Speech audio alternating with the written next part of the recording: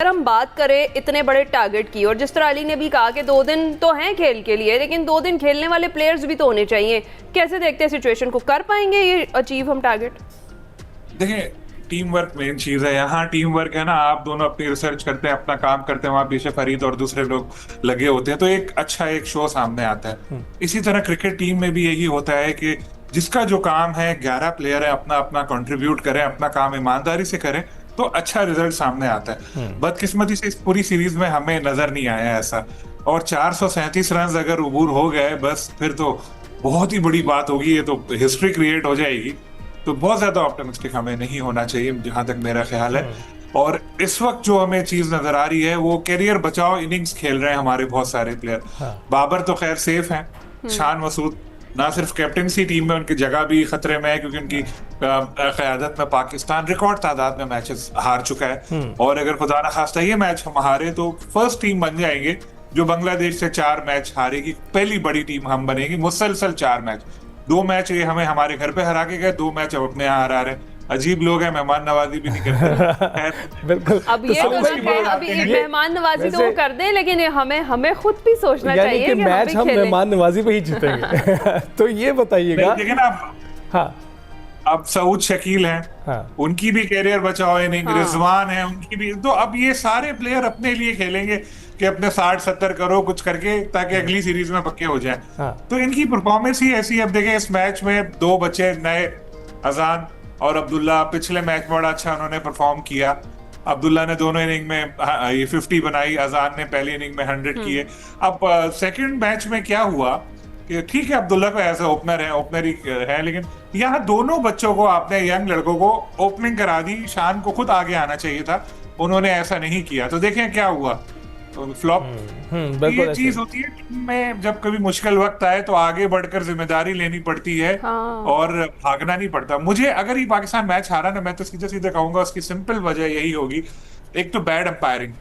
ठीक है, ये रिव्यू जो पाकिस्तान ने जो आउट थे वो नहीं लिए, वो सबसे बड़ी चीज थी, जिसमें रिजवान का भी उतना ही किरदार है जितना हम शान को कहें, क्योंकि कप्तान भी है कप्तान, लेकिन दूसरों से पूछ रहा होता है। एक आधा कोर्स यहाँ रिव्यू पे ना करवा दिया जाए।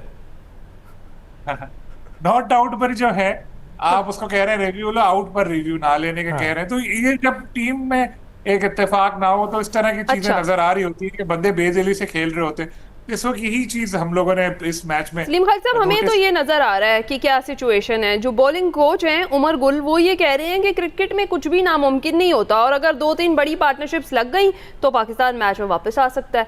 आपको ये उम्मीद है? देखिए, जो प्रेस कॉन्फ्रेंस हुई है ना, सलमान अली आगा ने जो पहले मैच में की थी, उन्होंने कहा था 260 रन का टारगेट मिले तो हम चेस कर लेंगे। क्या हुआ?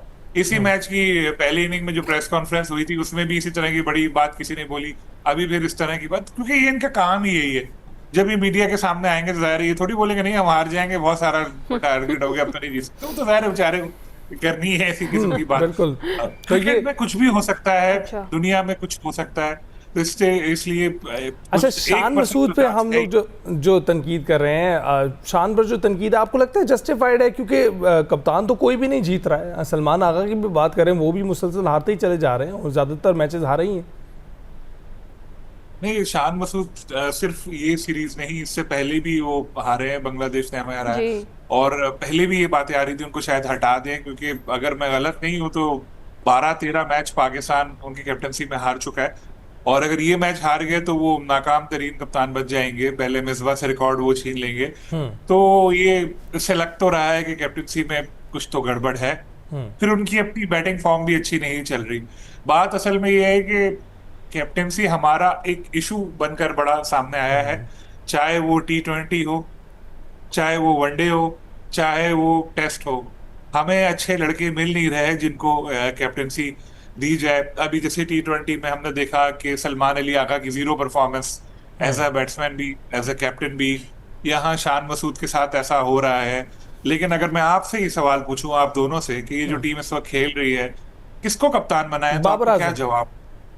नहीं, Babar Azam tried and tested है, एक नहीं कई बार बाबर आजम को कप्तान बनाया जा चुका है, और हर बार उनको फिर निकाला गया है।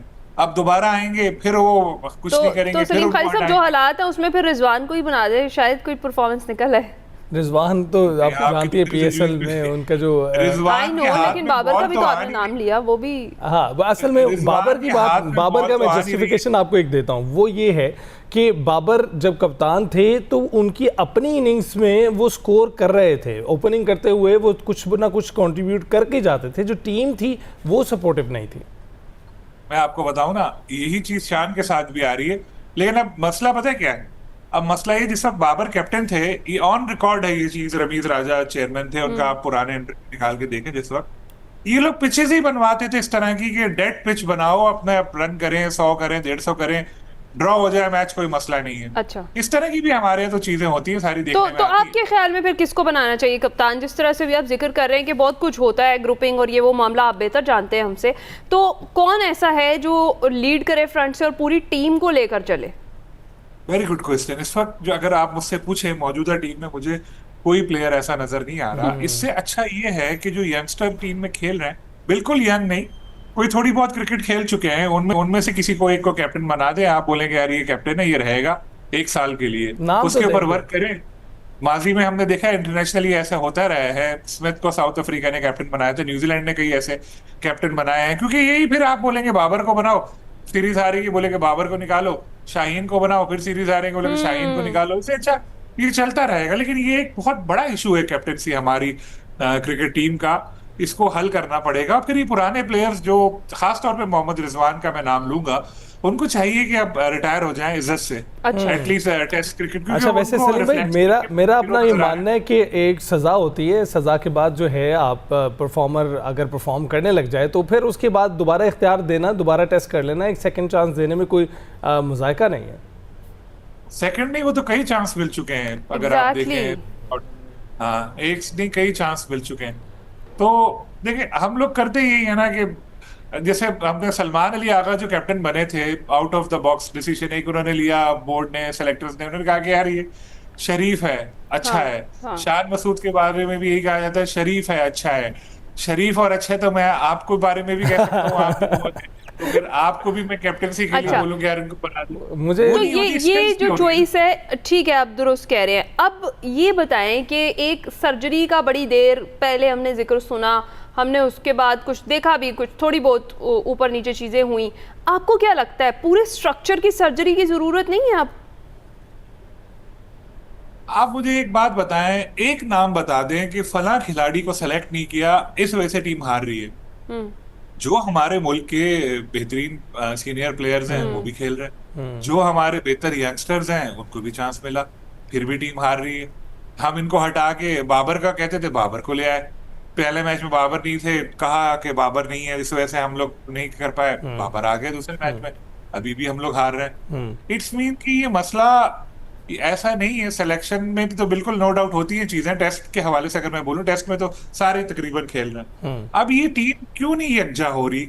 एक तो मेंटल इश्यूज भी हैं, ये अपने ऊपर ट्रस्ट खो बैठे हैं। माजी में जब बांग्लादेश से मैच होते थे, हम लोग मजाक करते थे कि यार ये बांग्लादेश से मैच हो गया, बांग्लादेश देखेगा कौन क्या होगा। और अब बांग्लादेश की टीम हमें चौथा मैच मुसलसल हरा रही है। तो ये अलार्मिंग एक सिचुएशन है। तो हमें इस चीज का जायजा लेना होगा कि क्यों ऐसा हुआ कि हमारी क्रिकेट इस नहज पे पहुंच गई, क्यों हमारे जो प्लेयर्स हैं वो कलेक्टिवली परफॉर्म नहीं कर पा रहे, क्यों 50 रन करने के बाद ऐसे बल्ला लहरा रहे होते हैं, कलाबाजियां खा रहे होते हैं, क्यों वो ये इश्तिहारात में दिखाई दे रहे होते हैं और मैचेस जो हैं हम हारते चले जा रहे हैं। सलीम भाई बिल्कुल ठीक कह रहे हैं, बहुत शुक्रिया, आपने अपना तज्जिया पेश किया। इस वक्त जो ताज़ा तरीन सूरत हाल है, 85 रन हैं, 2 आउट हैं और शान मसूद जो है कैप्टन अपनी कैप्टन इनिंग्स खेल रहे हैं, 40 बना चुके हैं। देखते हैं आज के दिन की क्या मज़ीद अपडेट्स होंगी। ब्रेक के बाद हाजिर होंगे।